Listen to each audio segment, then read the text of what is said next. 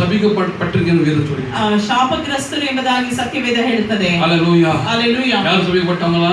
ಯಾರು ಶಾಪಗ್ರಸ್ತರು?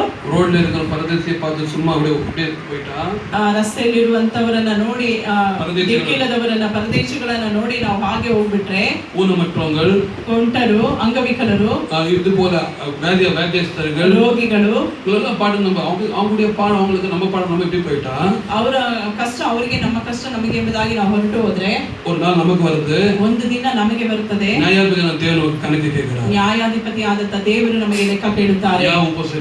ಯಾಕೆ ನೀವು ಉಪಚಾರ ಮಾಡಲಿಲ್ಲ? ಯಾಕೆ ಉಪಚಾರ ಮಾಡಲಿಲ್ಲ? ಯಾಕೆ ಆ ಕುಂಟನಿಗೆ ಉಪಚಾರ ಮಾಡಲಿಲ್ಲ? பிச்சைக்காரனிಗೆ ಉಪಚಾರಿಕಲ್ಲ. ಯಾಕೆ ಭಿಕ್ಷುಗಾರನಿಗೆ ಉಪಚಾರ ಮಾಡಲಿಲ್ಲ? நல்ல பிச்சைக்காரங்க, ಕೆಟ್ಟ பிச்சைக்காரர் இருக்கான். ಒಳ್ಳೆ ಭಿಕ್ಷುಗಾರರು ಇದ್ದಾರೆ, ಕೆಟ್ಟ ಭಿಕ್ಷುಗಾರರು ಇದ್ದಾರೆ. சில பேர் குடியிருக்க பிச்சை எடுப்பாங்க, அவங்கள பத்தி இல்ல. ಕೆಲವೊಬ್ರು ಬರೀ ಕುಡಿಯೋದಕ್ಕಾಗಿ ಭಿಕ್ಷೆ ಬಿಡ್ತಾರೆ.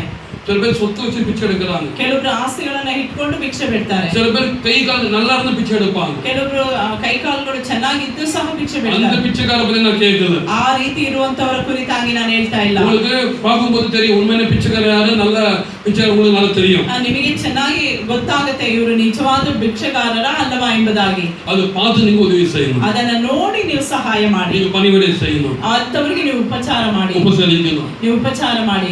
ಇದು செய்யறது ಕರ್ತವ್ಯ ಕಟ್ಟಲೆ. ಇದನ್ನ ಮಾಡುವಂತದ್ದು ದೇವರ ಆಜ್ಞೆಯಾಗಿದೆ. ஹalleluya. ஹalleluya. பாரு மக்தலா மரியா அந்த யோவான் சூசனால் இயேசு கிறிஸ்துவுக்கு உபசரித்தார்கள். மக்தலದ ಮರಿಯಳು ಯೋಹನ್ನಾಳು ಸೂಸನ್ನಾಳು ಯೇಸು ಕ್ರಿಸ್ತನಿಗೆ ಉಪಚಾರ ಮಾಡಿದ್ರು. அந்த அவங்களுடைய பேரு பைபிள் எழுதப்பட்டிருக்கிறது. ಅವರ ಹೆಸರು ಸತ್ಯವೇದದಲ್ಲಿ ಬರೆಯಲ್ಪಟ್ಟಿದೆ. ஹalleluya. ஹalleluya. உபசரிக்கிறவங்க வந்து உபசரிக்கிற கர்த்தர் ஃபேமஸ் ஆக்குறாரு. ಉಪಚಾರ ಮಾಡುವಂತವರನ್ನ ಕರ್ತನು ಉನ್ನತ ಮಾಡುತ್ತಾರೆ. ಅವರ ಹೆಸರು ಪ್ರಖ್ಯಾತಿಗೆ ಬರುವ ಹಾಗೆ ಮಾಡುತ್ತಾರೆ. ಕುಟುಂಬத்தை ಉನ್ನತಪಡಿಸುತ್ತಾರೆ. ಕುಟುಂಬವನ್ನು ಉನ್ನತ ಮಾಡುತ್ತಾರೆ. ಕೈಯಿಂದ செய்ய வேலையை ஆசீர்வதிக்கிறாரு. ಅವರು ಮಾಡುವಂತ ಎಲ್ಲ ಕೆಲಸಗಳನ್ನು ಆಶೀರ್ವದಿಸುತ್ತಾರೆ. ஹalleluya.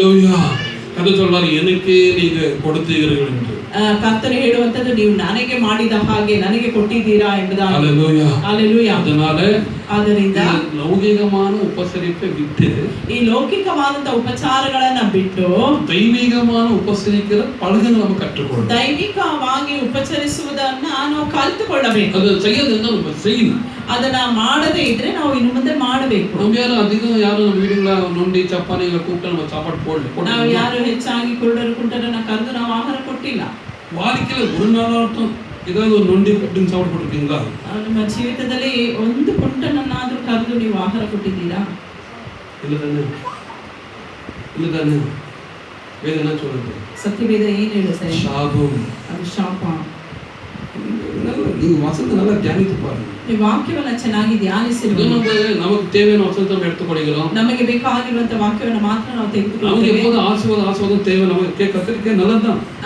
ನಮಗೆ ಆಶೀರ್ವಾದ ಬೇಕು, ಅದು ಒಳ್ಳೆಯದೇ. ஹalleluya.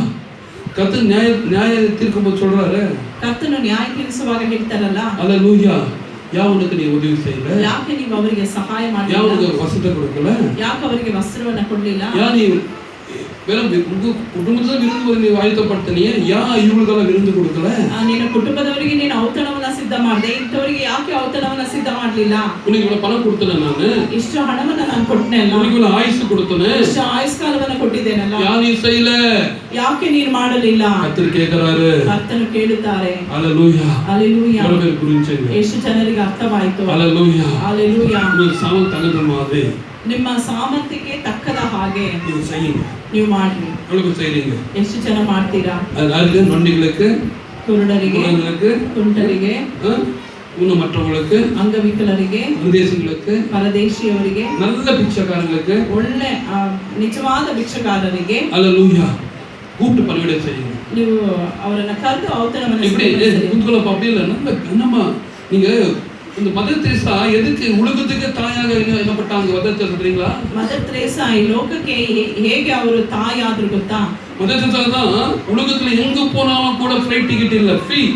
ಮದರ್ ತೆರೇಸಾ ಅವರಿಗೆನೇ ಲೋಕದಲ್ಲಿ ಎಲ್ಲೇ ಅವರು ಸಂಚಾರ ಮಾಡಿದ್ರು ಫ್ಲೈಟ್ ಗೆ ಟಿಕೆಟ್ ತೆಗೆದುಕೊಳ್ಳೋದಿಲ್ಲ, ಅವರು ಉಚಿತವಾಗಿ. ಉಲಗದಲ್ಲಿ ಇರುವ ಎಲ್ಲಾ ಏರ್ಫೋರ್ಸ್ ಕೂಡ ನಮಗೆ ಫ್ರೀ ಟಿಕೆಟ್ தான்.